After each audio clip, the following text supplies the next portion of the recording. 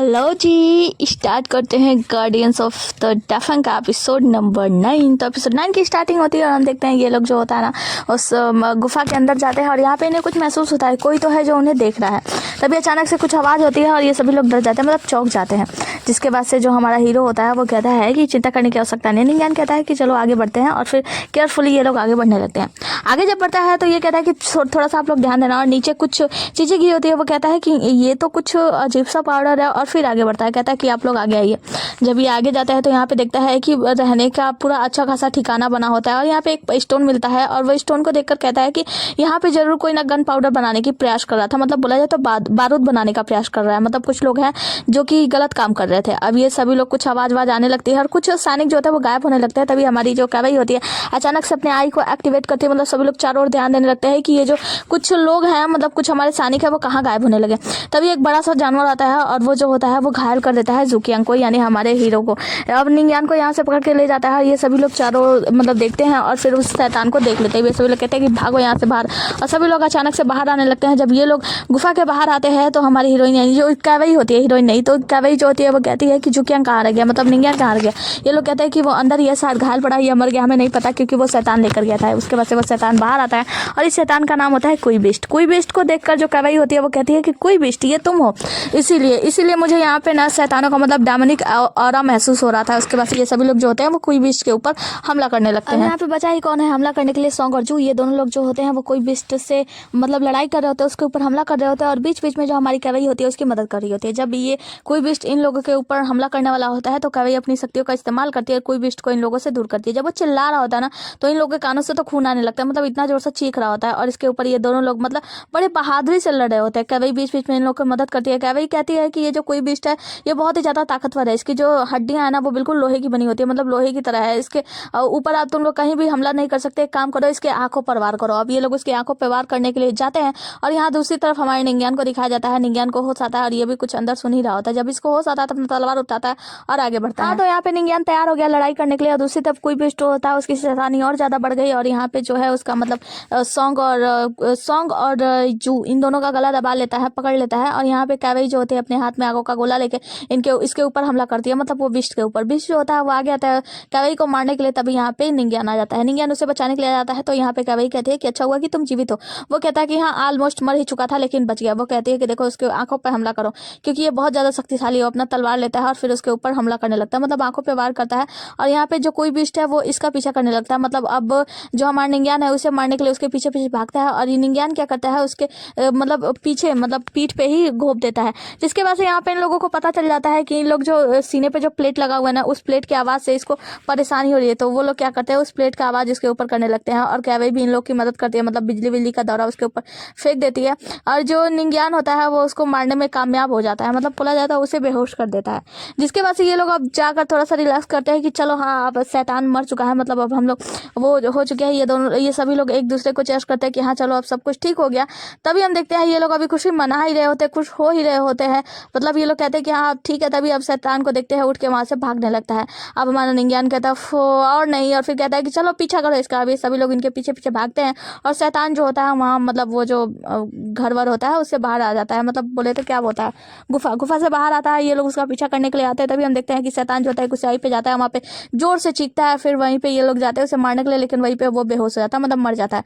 वे लोग कहते हैं कि चलो खैर मर गया। अब ये सभी लोग मतलब वहीं पे लेट जाते हैं, बहुत ज्यादा हार थक गए हैं ना। तभी हम देखते हैं ऊपर से शैतान अचानक से डुगर के नीचे आने लगता है। ये लोग डरने लगते हैं कि ओह ये तो हमारे ऊपर ही गिर जाएगा, अब हम लोग क्या करेंगे। लेकिन ये लोग भाग भी नहीं रहे होते, मतलब हाँ भागने की कोशिश कर रहे होते लेकिन भाग नहीं पा रहे होते। तभी हम देखते हैं कि यहाँ पे कैवई आती है, अपने शक्तियों का इस्तेमाल करती है और वो शैतान जो होता है इन लोगों के एकदम ऊपर ही आने वाला होता है, लेकिन उसे वहीं पे रोक के और बगल में गिरा देती है।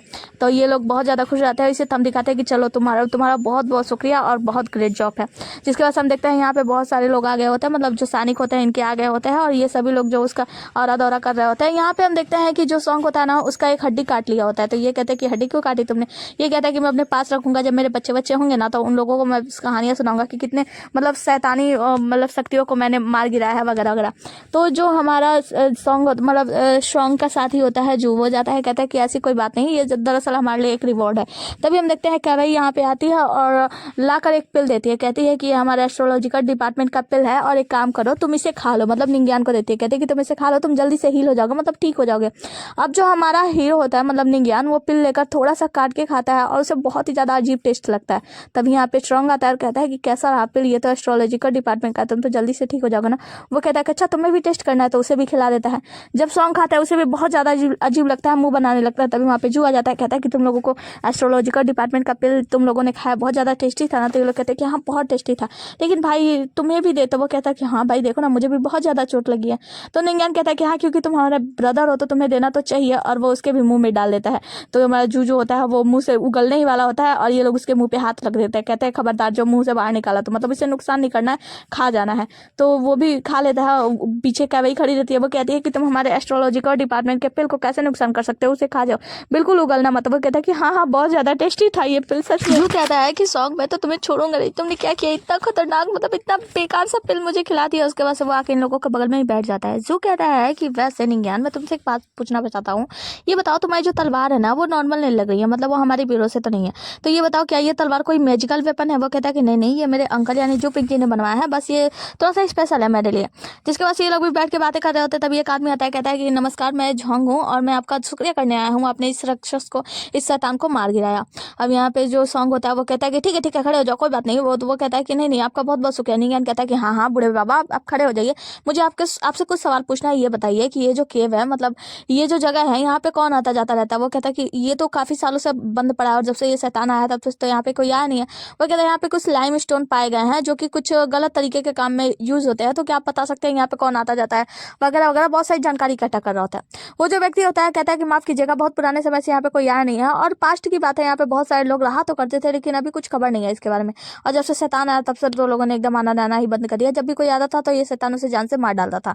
तो जिसके बाद सीन कट होता है, हमें दिखाया जाता है कि जो जू और सॉन्ग ये दोनों लोग होते हैं, उनको वो बूढ़ा व्यक्ति खूब सारे अंडे दे रहा होता है। कहता है ये लीजिए, आप लोगों ने उस शैतान को मार डाला, इसीलिए आपके लिए ये अंडे हैं। वो लोग कहते हैं नहीं नहीं रहने दीजिए, ये तो हमारा कार्य था और आपको इतना ज्यादा विनम्र होने की आवश्यकता नहीं है। वहां से भाग रहे होते हैं, वो बुढ़ऊ पीछे पीछे अंडा लेकर दौड़ रहे होते हैं, ये लोग जा रहे होते हैं। जिसके बाद हम देखते हैं कि निंग्यान और कैवई ये दोनों एक जगह पे होते हैं। तो कैवई कहती है कि क्या तुम्हारा ये जो यंत्र है सच में इसमें से आवाज आ रही है। निंग्यान कहता है कि हाँ। निंग्यान वो फोन वाला यंत्र उसे देता है और कहता है कि तुम्हें पता है कुछ समय से मुझे ऐसा लगता है कि के अंदर से कुछ अजीब अजीब सी आवाज आ रही है, जैसे कि मैं कहाँ हूँ, मैं यहाँ हूँ, वगैरह वगैरह। मैंने पहले तो विश्वास नहीं किया, लेकिन मैंने कई बार सुना, जब हम अंदर शैतान को पकड़ने के लिए गए थे तब भी इसमें से कुछ आवाज आई थी और बाहर भी मैंने इसकी आवाज के बारे में सुना। तो क्या हम एक काम कर सकते हैं, एस्ट्रोलॉजिकल डिपार्टमेंट से पता कर सकते हैं। क्या भाई कहती है कि देखो मैं एस्ट्रोलॉजिकल डिपार्टमेंट से, मैं एक नॉर्मल सी एस्ट्रोलॉजर हूँ और मुझे इसके बारे में कुछ ज़्यादा खबर नहीं है।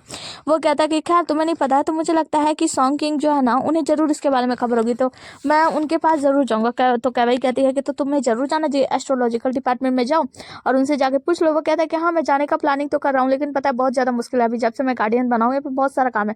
तो एक काम करो कैवई, क्या मेरे लिए तुम ये काम कर सकती हो। कैवई कहती है कि मैं और तुम्हारा काम बिल्कुल नहीं, मैं ये सब क्यों करूँ। तो जो हमारा निंग्यान होता है वो कहता है कि प्लीज़ मेरी मदद कर दो। हाँ तुम्हें पता है ना कि मैं भी तुम्हारी मदद कर सकता हूँ, प्लीज़ कर दो। तो कैवई कहती है कि ठीक है अगर तुम इतना इंसिस्ट कर रहे हो तो मैं जरूर करूँगी, मैं ले जाऊंगी इसे और सॉन्ग किंग को दिखाकर जरूर पूछूंगी। निंग्यान अभी यहाँ पे खड़ा ही होता है, तो वो देखता है कि कैसे सॉन्ग और जू जो है वो आगे आगे भाग रहे हैं और वो जो व्यक्ति है इसके पीछे पीछे भाग रहा है। अब यहाँ पे निंग्यान ने उस सारे अंडे ले लिए हैं और एक अंडा खा रहा होता है। सॉन्ग कहता है कि देखो ये अंडे वंडे खाने का समय नहीं है, हमें जाके अपने सीनियर को रिपोर्ट करनी है कि हमने राक्षस को मार दिया, वगैरह वगैरह। तो निंग्यान कहता है कि हाँ तुम सही कह रहे हो, मुझे पता है रिपोर्ट करनी है, और वैसे भी हमारे साथ कैवई है यानी कि एस्ट्रोलॉजिकल डिपार्टमेंट के लोग हैं, तो हम कोई बात उनसे छिपा कैसे सकते हैं, हम अभी जाके सारी सच्चाई बताएंगे। सॉन्ग कहता है हाँ जल्दी बताना होगा। निंग्यान कहता है कि वैसे कैवई कहाँ चली गई।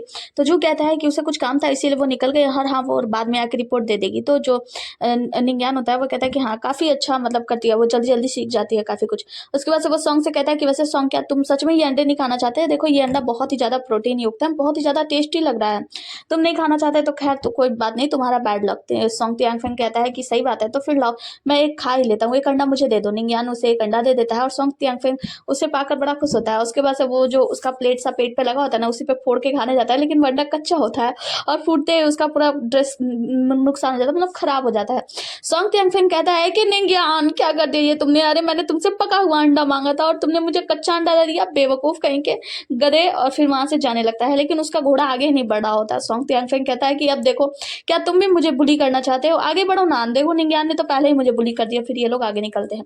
आगे की सीन में हम देखते हैं कि जो ली यूचुंग होता है उसके सामने उस शैतान की यानी जो भी वो बीस्ट था कोई बीस्ट, उसका हाथ एक पड़ा होता है, मतलब ये लोग उसका एक हाथ काट के लाए हैं ताकि ली यूचुंग को सारी खबर दे सके। अब ये लोग सारे ली यूचुंग को खबर देते हैं और बताते हैं कि कैसे हमने कोई बीस्ट को मार डाला है। तो यहाँ पे ली यूचुंग जो होता है वो कहता है कि क्या ये सच में कोई बिस्ट ही है? तो ये लोग कहते हैं कि हाँ बिल्कुल। और वो पूछता है कि अच्छा बताओ इसके आगे और क्या खबर है, मतलब इसके बारे में कुछ और पता चला या नहीं, वहाँ पे क्यों कोई बिस्ट क्यों आया था वगैरह वगैरह। तो ये लोग जो भी होते हैं जू और सॉन्ग, ये लोग कहते हैं कि देखिए ऐसा कुछ तो मतलब ज़्यादा जानकारी नहीं है, बस कोई बिस्ट के बारे में थोड़ी सी ऐसे ही हुई थी। तो उसके बाद से ली यूचुंग जो था वहाँ से जाने लगता है। तो निंग्यान कहता है कि लेकिन मुझे आपको कुछ खबर देनी है। ये कहता है कि ठीक है बताओ। तो वो बताता है कि जिस उसमें गुफा में हम लोग कोई बिस्ट का पीछा करने के लिए गए थे, कोई बिस्ट को मारा था, वहाँ पे मुझे कुछ गन पाउडर मिला है और मुझे ऐसा लगता है कि कुछ ना कुछ तो गड़बड़ होने वाली है। तो आप एक बात बताइए, सिटी में या राजा के महल में कोई आसपास में कोई सेलिब्रेशन होने वाला है क्या? शायद हो सकता है कि गन पाउडर का उपयोग जो है वो सेलिब्रेशन में ही किया जाए। तो यहाँ पे झटका लगता है ली यूचुंग को। कहता है कि तुमने सही कहा, मुझे अभी ये सारी रिपोर्ट जो है वेई युआन को देना होगा। और वहाँ से जाने लगता है। निंग्यान कहता है कि ओ ठहरिए ली यूचुंग, मुझे आपसे कुछ और भी बात करनी है। तो ली यूचुंग वहीं पे रुक जाता है और जो निंग्यान होता है उससे कुछ बातें करता है। सीन का तो आगे की सीन में हम देखते हैं कि ली यूचुंग जो है ना ये सारी बातें वेई युआन को बता रहा होता है कि कैसे करके उन्होंने कोई बिस्ट को मार डाला। और वो बताता है कि निंग्यान के अनुसार वहाँ पे गन पाउडर का उपयोग किया गया, मतलब गन पाउडर के कुछ अवशेष मिले हैं। इसका मतलब ये है कि जरूर शहर में या हमारे राज्य में कोई ना कोई बड़ा सा ब्लास्ट होने वाला है। तो यहाँ पे जो वेई युआन होता है वो कहता है कि क्या तुम्हें भी इस बात पे विश्वास है? तो वो कहता है कि जी हाँ बिल्कुल। उसके बाद से यहीं पे यांग, मतलब वो क्या बोलते हैं, यांग होता है। तो यांग को देख के वो बोलता है वेई युआन ठीक है एक काम करो, ये कोई बिस्ट के बारे में और शहर में जहाँ पे ये जानवर मिला था, जो कोई बिस्ट मिला था, वहाँ पे जाओ और वहाँ पे जाके सारी खबर लगाओ। तो यांग जो होता है उससे कहता है कि तुम जाकर ये सारी चीज़ें पता लगाओगे। और यांग वहाँ से चला जाता है। जिसके बाद से वेई युआन जो होता है वो कहता है कि ली यूचुंग अब तुम बताओ क्या कहना चाहते हो। वो कहता है कि देखिए मुझे तो पहले विश्वास नहीं था। तो वो कहता है कि वैसे एक बात बताओ कि निंग्यान का क्या हुआ, क्या उससे छुट्टी मिली या नहीं मिली? तो ली यूचुंग कहता है कि नहीं, मैंने उसे सजा दी है लैट्रिन साफ करने का। तो वो कहता है कि क्या लैट्रिन साफ करने का, पर क्यों, क्या तुम उसके बाद से सहमत नहीं हो? तो जो हमारा ली यूचुंग होता है वो कहता है कि जी नहीं, मैं उसके बाद से सहमत हूँ। ऐसा नहीं कि मैं उसके बाद से सहमत नहीं हूँ, मैं जानता हूँ कि वो क्या कहना चाहता था। तो वेई युआन उससे पूछता है कि पूरी बात बताओ। तो यहाँ पे जो ली यूचुंग होता है वो बताता है कि दरअसल बात यह है, उसने बताया कि कोई बिस्ट की अवशेष, मतलब कोई बिस्ट जहाँ पे हमें मिला था, जहाँ पे उन्होंने उसे मारा था, वहाँ पे उन्हें कुछ गन पाउडर के अवशेष मिले हैं। और जो वहाँ के करता धरता है वहाँ पे टैक्स, भारी मात्रा में टैक्स वसूल करते हैं। और मतलब उस समय तो वो टैक्स लेना बंद था, लेकिन वहाँ पे ये मतलब ये सब गन पाउडर बनाया जा रहा था। और इसके बाद से जैसे ही कोई बिस्ट का मृत्यु हो गया, पता चल गया है, तो वहाँ से भारी मात्रा में टैक्स वसूली जाएगी। और राजा को मतलब इन सभी बातों का ध्यान रखना चाहिए कि वहाँ पे जितने भी लोग हैं वो सभी लोग अभी काम धाम नहीं कर पाए हैं कुछ बिस्ट के वजह से, जिसकी वजह से मुझे लगता है वहाँ के लोग कैश टैक्स देने में ना असमर्थ होंगे। तो हमें इस बारे में सोचना चाहिए। तो जो वेई युआन कहता है ये सब तो उसका कहना सही था, तो तुम्हें इसके बारे में सहमत हो तो फिर तुमने उसे लाइटिंग साफ करने की सजा क्यों दी? तो ली यूचुंग कहता है क्योंकि बस ऐसे मैं उसे पसंद नहीं करता। तो जो वेई युआन होता है वो तुम्हें पता है ना कि मैंने उसे A+ दिया है, मतलब उसे इतना सारा मास्क दिया है, ये तो तुम्हें पता ही होगा। वो कहता है कि हाँ मुझे पता है, लेकिन मैंने उसकी हरकतें देखी हैं। और यहाँ पे ली यूचुंग बताता है कि कैसे जब उसे सजा मिली थी वो सारे केस को स्टडी करने की, तो यहाँ पे जो निंग्यान था वो सॉन्ग से और जू से कहता है कि देखो हम लोग केस स्टडी तो कर लेंगे ना, चलो ना कुछ शराब वराब पीते हैं और कुछ वो करते हैं। और वैसे भी मुझे ली यूचुंग का फेवर भी तो जीतना है, मतलब उसे अपने फेवर में करना है, तो उसके बारे में कुछ अच्छी सी बातें बता दो। मतलब ये बार बार ये किया करता था कि ली यूचुंग को कैसे अपने बस में करूँ, ली यूचुंग को कैसे मतलब अपने बॉटली में उतारूँ, ऐसा निंग्यान बातें किया करता था। तो ये सारी बातें ली यूचुंग ने सुन रखा था, इसीलिए ली यूचुंग उसे पसंद नहीं करता। तो वेई युआन कहता है कि तुम्हें पता है उसे A+ क्यों मिला है? तो ली यूचुंग कहता है नहीं मुझे इसके बारे में नहीं पता। तो वो उसे दिखाता है कि देखो जब हार्ट का टेस्ट हुआ था, मतलब दिल का टेस्ट हुआ था, तो उसने ये कविता लिखी थी। उस कविता में लिखा गया था कि आप सभी को मूर्ख तो बना सकते हैं, लेकिन आप स्वर्ग को मूर्ख नहीं बना सकते। और मैं ऐसा बुरा नहीं हूँ, मतलब वो कविता जो है वो पढ़ रहा होता है ली यूचुंग बाहर आके और याद कर रहा होता है कि कैसे वेई युआन ने उसके बारे में, मतलब निंग्यान के बारे में अच्छी अच्छी बातें बताई कि निंग्यान कितना अच्छा है, दिल का अच्छा है और ये किया है वो किया। आगे की सीन में हम देखते हैं कि निंग्यान को और सॉन्ग तियान को और साथ में जू को, इन सभी को सजा मिली है लैट्रिन साफ करने की। यहाँ पे सॉन्ग लैट्रिन साफ कर रहा है और कहता है निंग्यान से कि मैंने तुमसे कहा था ना कि मत बोलो, लेकिन तुम चले थे उसको बताने के लिए, मतलब ली यूचुंग को बताने के लिए। उसे तुम्हें शाबाशी देने के बजाय उल्टा उसने तुम्हें यहाँ पे लैट्रिन साफ करने के काम में लगा दिया। और देखो तुमने हमारा टाइम भी बर्बाद किया। अंदर कोई लैट्रिन कर रहा होता है तो सॉन्ग टैंक पे उसे बाहर निकाल रहा होता है। कितनी बदबू आ रही है यहाँ पे, मुझे साफ सफाई करनी पड़ रही है, ये सब करना पड़ रहा है, और तुम कितने बुरा यार, कभी अपने बारे में नहीं सोचते वगैरह वगैरह, हमारे बारे में तो सोचा होता। निंग्यान कहता है कि देखो भाई मैं हमारे बारे में सोच सकता था, लेकिन क्योंकि मैंने उस बंदे का, उस व्यक्ति का अंडा खाया था, उसने मुझे अपने हाथों से वो अंडा दिया था और उसके उस उपकार का बदला तो मुझे चुकाना था ना। तो मैंने सोचा मैं क्यों ना इन सब के बारे में बता दूं, क्योंकि अगर ये लोग ज़्यादा मात्रा में टैक्स लेने लगते तो उन लोगों के लिए ही परेशानी हो जाती वगैरह वगैरह। और वैसे भी हम लोग लैट्रिन साफ कर रहे हैं तो इतनी गंदगी तो होगी, बदबू तो आएगा ही, तो नाक पे बांधे भी तो हैं हम लोग, मतलब ये बहुत प्यार से काम कर रहा होता है निंग्यान और सॉन्ग को समझा रहा होता है काफ़ी कुछ। तभी हम देखते हैं यहाँ पे जू आता है और कहता है कि ये लो हमारे लिए कुछ तोहफा है। तो ये लोग कहते हैं क्या हुआ? तो वो बताता है कि हमें कुछ लियांग मतलब दिया गया है, तोहफे में हमने कोई बिस्ट को मारा है, इसीलिए हमें 3 दिन की छुट्टी दी गई है। ये सब जानकर सॉन्ग तो बहुत ज़्यादा खुश हो जाता है, कहता है कि लाओ अब इसमें हम तीनों का बंटवारा होगा। निंगियान कहता है नहीं एक काम करो, तुम दोनों ही बांट लो, मुझे नहीं चाहिए। सॉन्ग त्यांगफेंग कहता है कैसे आदमी हो यार, एक तो हमें तोहफा मिला है, मतलब इतना बड़ा हमने काम किया है और उसके बदले में हमें इतना सारा गिफ्ट वगैरह मिला है और तुम ऐसे बातें कर रहे हो। और वो कहता है कि चलो मैं और जू ही बांट लेंगे। वैसे एक नई जगह खुली है, मतलब एक जगह है कोठा, वहाँ पे बहुत अच्छा खाना वाना मिलता है और वहाँ पे नाचने वाली नृत्यकाएं भी हैं, तो क्या तुम हमारे साथ चलना चाहोगे? निंगियान से कहता है। निंगियान कहता है कि नहीं तुम एक काम करो, तुम लोग जाओ, मैं यहीं पे ठीक हूँ, मैं अपना काम वाम कर लूँगा और क्या करना, मैं 3 दिन आराम ही कर लूँगा, कुछ ना कुछ काम और जो केस स्टडी के लिए फाइल पड़े हुए हैं वो सारे फाइल को स्टडी कर लूँगा। सॉन्ग त्यांगफेंग कहता है बस करो यार, चलो कितना काम करोगे, हमारे साथ चलो ना, थोड़ा सा एंजॉय कर लो, और हाँ पैसे वैसे की चिंता तुम मत करो, पैसे वैसे हम लोग मिला के दे देंगे। निंगियान कहता है लेकिन मेरे पास तो कोई पैसे नहीं है, मैं कोई पैसा नहीं देने वाला हूँ। तो सॉन्ग कहता है कि ठीक है तुम चिंता मत करो, मैं हूँ ना, हम लोग मिलके दे देंगे। और सॉन्ग और जू मतलब कहते हैं कि ठीक है चलो चलते हैं। आगे किसी में हम देखते हैं ये लोग वही कोटे पे गया होते हैं जहाँ पे निंगियान जो है वो यांगलिंग बन के गया था उस मिस फुक्सियान को ढूंढने के लिए। वो कहता है निंगियान एक बात बताओ, तुम लोग यहाँ पे हमेशा आते हो? तो वो दोनों कहते हैं कि हाँ, और ये दोनों लोग जो है ना वो यूनूल अकेडमी के ड्रेस पहने होते हैं। तो निंगियान कहता है कि तुमने यूनूल अकेडमी की ड्रेस कहाँ से मिली? वो लोग कहते हैं ये नॉर्मल सा फैब्रिक है यार, ये यूनूल अकेडमी का ड्रेस नहीं है, बस वैसा दिखता मिलता जुलता है, इसलिए हम लोग ऐसे। और वैसे तुम ऐसी जगह पे पहली बार आए हो ना? निंगियान कहता है कि हाँ मुझे तो ऐसा लगता है कि हम पहली बार आए हैं। और यहाँ पे हम जानते हैं कि सॉन्ग त्यांगफेंग और जू इन दोनों का नाम कुछ अलग अलग होता है, जैसे सॉन्ग त्यांगफेंग का नाम निंग होता है और जू का नाम डिंग होता है, कुछ भी निंग डिंग नाम होता है, ये लोग दूसरे नाम से यहाँ पे आए होते हैं। तो निंगियान कहता है कि अच्छा तुम लोगों के नाम भी बदल लिए हैं? तो वो लोग कहते हैं कि हाँ यार, ऐसी जगह पे आने पे अपना असली नाम कौन बताता है। और ये लोग फिर साथ में बैठ के एंजॉय करने लगता है, मतलब खाना वाना आता है इन लोग के लिए। जू और सॉन्ग ये दोनों तो अपना अपना सेक ही बघार रहे होते हैं, निंगियान को बता रहे होते हैं कि देखो हम लोग इतना यहाँ पे कितने पॉपुलर है, 30 लियांग देते हैं और फर्स्ट वाली सीट ले लेते हैं। अब 3 लोग यहाँ पे बैठे होते हैं तो ये दोनों अपना अपना सेक ही बघा रहे होते हैं। तुम्हें पता है ये बहुत अच्छी जगह है, ये है वो है, यहाँ पे एक मिस फुक्सियान है, तुम्हें उन्हें ही दिखाने के लिए तो मैं यहाँ पे लाया हूँ, उनके लिए थोड़ा इंतजार करना होगा जब सर आपका नशा चढ़ेगा वगैरह वगैरह। यहाँ पे एक लेडी देखती है जैसे ही निंगियान को, वो तुरंत दौड़ते हुए जाती है फुक्सियान को बताने के लिए। अब ये लोग बताते हैं कि देखो मिस फुक्सियान जो है ना वो बहुत ही ज़्यादा खूबसूरत महिला है, यहाँ की नंबर 1 A1 लेडी है, और उन्हें देखने के लिए ना तो यहाँ पे रात तक भीड़ लगी रहती है और वो आएंगी तभी जब हमें नशा चढ़ जाएगा वगैरह वगैरह, बहुत सारी बातें बता रहे होते हैं। यहाँ पे एक व्यक्ति आता है और निंगियान से पूछता है क्या आप में से कोई यांगलिंग है, मुझे यांगलिंग से मिलना है। तो बताता है कि नहीं माफ़ कीजिएगा, यांगलिंग कोई नहीं है। तभी हम देखते हैं निंगियान दूसरी तरफ देखता है तो वो पाता है कि जो राजकुमारी थी, यानी कि लियांग राजकुमारी थी, उनके साथ एक जो लेडी आई थी, मतलब उनकी बॉडीगार्ड जो थी, उसे वहीं पे देखता है। तो वो कहता है कि ये महिला यहाँ पे क्या कर रही है। और हम देखते हैं ये महिला और वो जो आदमी होता है ना, ये लोग बस यांगलिंग ढूंढ रहे होते हैं, सभी लोग यांगलिंग को ही ढूंढ रहे होते हैं।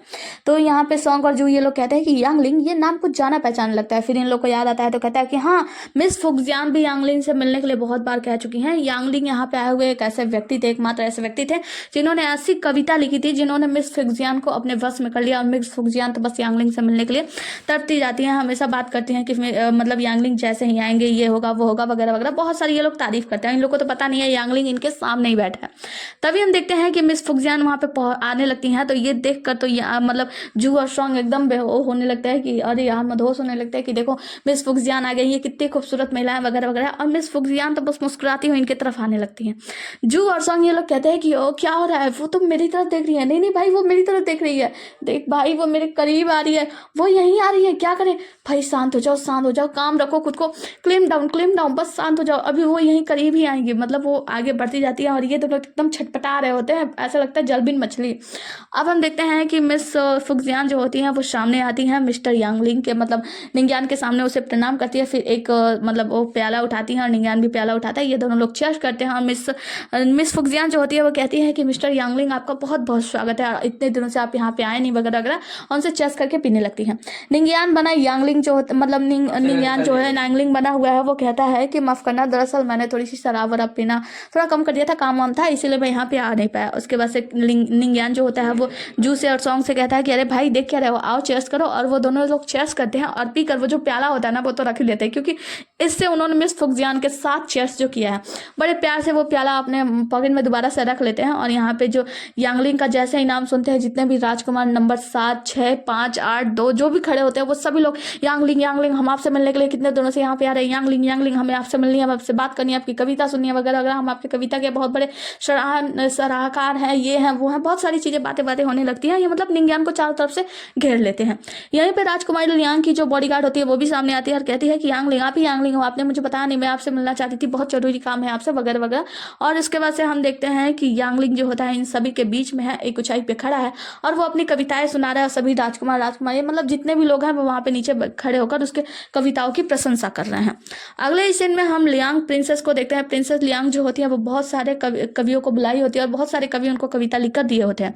ये सबकी कविताएं पढ़ती है, कहती है कि अजीब गरीब कविता लिखा है, ये किसने लिखा, वो किसने लिखा, सबको डांटती है, कहती है कि तुम लोग कवि हो या क्या हो, कवि हो या धोबी हो, कोई भी कविता नहीं लिखा है। ऐसा लगा है जैसा लगता है जैसा तुम लोग फाड़ देते हो, कुछ भी लिख नहीं पाते हो, तुम लोग कैसे कवित्री हो तुम लोग, वगैरह वगैरह बहुत सारा डांट रही होती है। बकवास कविताएं लिखते हो तुम लोग, चलो निकल जाओ यहाँ से। और सभी के सभी कवि जो होते हैं वो भाग जाते हैं। अब यहाँ पे जो हमारी राजकुमारी लियांग है वो बहुत ही ज्यादा गुस्से में होती है और भड़क हुई होती है। तभी यहाँ पे उसकी नौकरानी यानी जो बॉडीगार्ड होती है वो आती है और कहती है कि मैं आपके लिए कविता लेकर आई हूँ, आप इस कविता को पढ़िए। वो पढ़ने लगती है तो नौकरानी कहती है कि देखिए आप थोड़ा संयम से पढ़िए ना, थोड़ा मतलब दिल से पढ़िए, दिल से। तो फिर वो पढ़ने लगती है, कहती है कि ये राइटिंग थोड़े समझ में नहीं आ रहा, लेकिन हाँ ठीक है। जब वो पढ़ती है तो उसकी नौकरानी यानी जो बॉडीगार्ड होती है वो कहती है कि ये कविता तो सच में बहुत ही ज्यादा फाड़ू है, बहुत गजब है।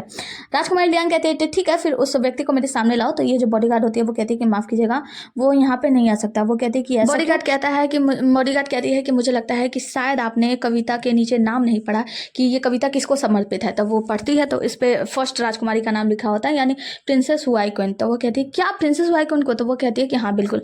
जिसके बाद से सीन कट होता है और हम देखते हैं निंगियान को। निंगियान जो होता है वो जू जिकिंग और जूपिंग जी ये दोनों के साथ बैठ के बातें कर रहा होता है और वो बताता है कि कैसे कैसे आज वो फिर से वो कोटे पे गया था और वहाँ पे उसने एक कविता लिखी। और वो बताता है कि वहाँ पे प्रिंसेस हुआईक्विन जो है ना उनकी बॉडीगार्ड वहाँ पे आई थी, पर्सनल बॉडीगार्ड, और मैंने उसे देखा, मैंने उसकी छुप के बातें सुनी और मैंने सुना कि उसकी बॉडीगार्ड जो है वो कह रही थी कि वो एक ऐसा कविता लिखवाना चाहती है इससे यांगलिंग से यहाँ पे मिलने के लिए आई है। वो ऐसा कविता लिखवाना चाहती है जो वो कविता लिखकर उसे मतलब प्रिंसेस को हुआई किंग के पसंद करे। और ये सारी बातें जो है ये निंगियान ने सुन लिया होता है। तो निंगियान ने ये कविता लिखी होती है राजकुमारी हुआई किंग के लिए। वो राजकुमारी हुआई किंग यानी जो लियांग होती है वो तो उसे पहले ही पसंद आ गई है और वो समझता है कि लियांग ही राजकुमारी हुआई किंग है, लेकिन दरअसल राजकुमारी हुआई किंग कोई और है और ये बस नाम जानता है और लियांग का नाम भी वो नहीं जानता, वो बस जानता है, वो उसके शक्ल से पहचानता है।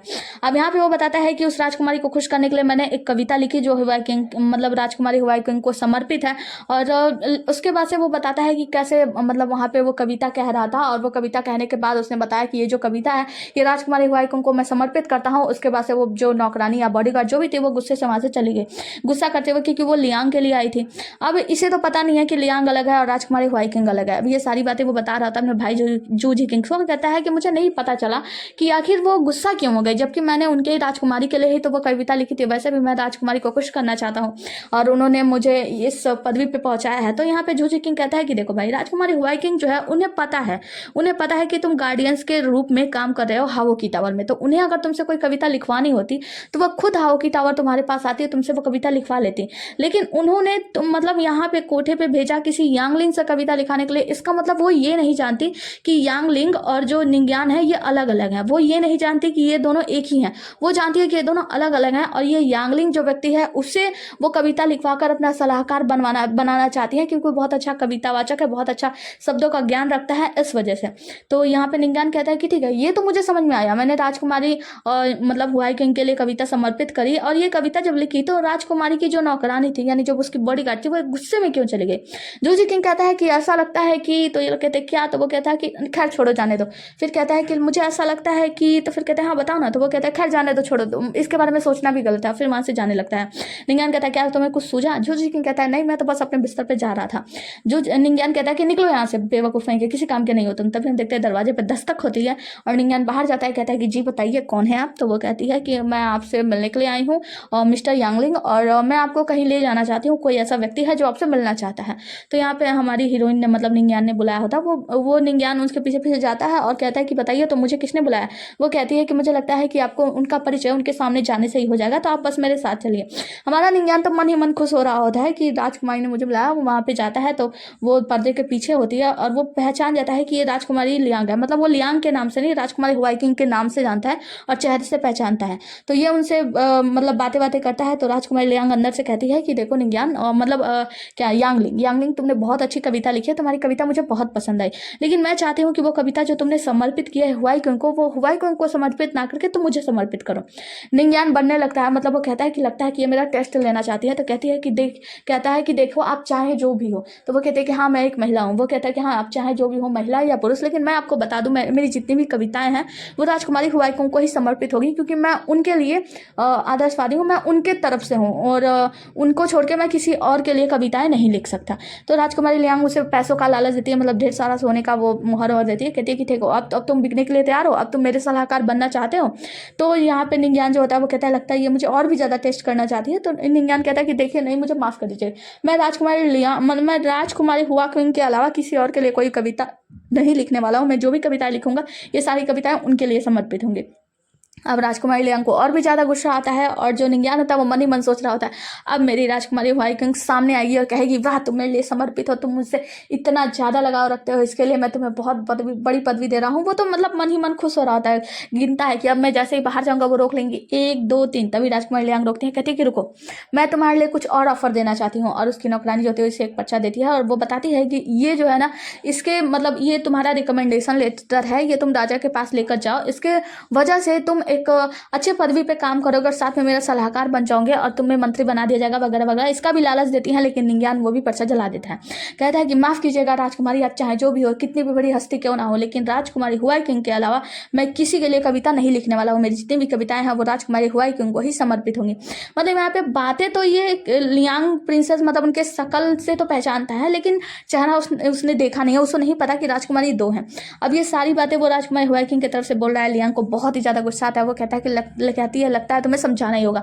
और वो बाहर आने वाली होती है, यहाँ निंग्यान की हलक सुख रही होती है कि वाह मेरी राजकुमारी सामने आएगी, मुझे गले से लगा लेगी, मतलब मुझे इतना प्यार करेगी, बोलेगी कि हाँ तुम ही हो जिसने हमेशा से मेरे साथ ईमानदारी बरती है वगैरह वगैरह। बहुत ज़्यादा खुश हो रहा होता है, एकदम फूले नहीं समाता। लेकिन इसी के साथ ये एपिसोड यहीं पे समाप्त होता है। मिलता है अगले एपिसोड में, तब तक बने रहिए हमारे साथ। Tata bye bye, take care. और हाँ, वीडियो को लाइक किए बिना बिल्कुल मत जाना, बाय बाय।